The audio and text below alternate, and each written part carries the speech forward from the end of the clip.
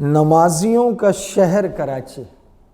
مسجدوں کا شہر کراچی، مدرسوں کا شہر کراچی، مجاہدوں کا شہر کراچی، شہیدوں کا شہر کراچی، غازیوں کا شہر کراچی، سخیوں کا شہر کراچی، دسترخوانوں کا شہر کراچی، راشن پیکیجز بانٹنے والا کراچی، ہر مشکل میں پورے ملک کے ساتھ کھڑا ہونے والا کراچی، شامی مہاجرین کے لیے، برمیوں کے لیے، سیلاب زدگان کے لیے، ہر مصیبت زدہ کے لیے کھڑا ہو جانے والا شہر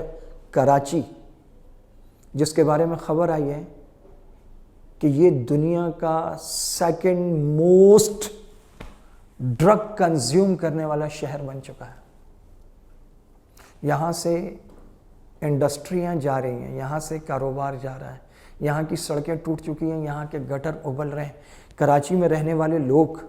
مکہ مدینہ کے بعد دنیا میں سب سے زیادہ محبت کرتے ہیں اپنے شہر سے، لیکن اس شہر کو باقاعدہ پلاننگ کے تحت اجاڑا جا رہا ہے۔ کراچی والوں کو اٹھنا ہوگا، وہ جو بلاگر ہیں، وہ جو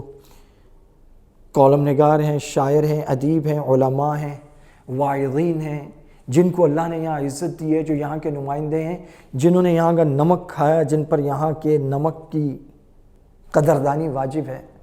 ان کو چاہیے کہ وہ اٹھیں اور آواز اٹھائیں۔ ہمارا شہر اجڑ گیا ہے، کھنڈر بن گیا ہے، یہاں کے گٹر ابل رہے ہیں، یہاں کی فضا مسموم ہو چکی ہے، یہاں امن عنقاء ہو چکا ہے، یہاں قتل و غارت ہے، چوریاں ہیں، ڈکیتیاں ہیں، یہاں پر ایک چند ہزار کے موبائل کے لیے 20-20 سال کے جوانوں کو گولیاں مار دی جاتی ہیں، کئی بچوں کا باپ خاک و خون میں تڑپا دیا اور خون میں نہلا دیا جاتا ہے ان سڑکوں پر۔ اس شہر کا فرض اور قرض ہے جن لوگوں پر، اب بھی وہ نہ اٹھے تو داستان تک نہ ہوگی تمہاری داستانوں میں۔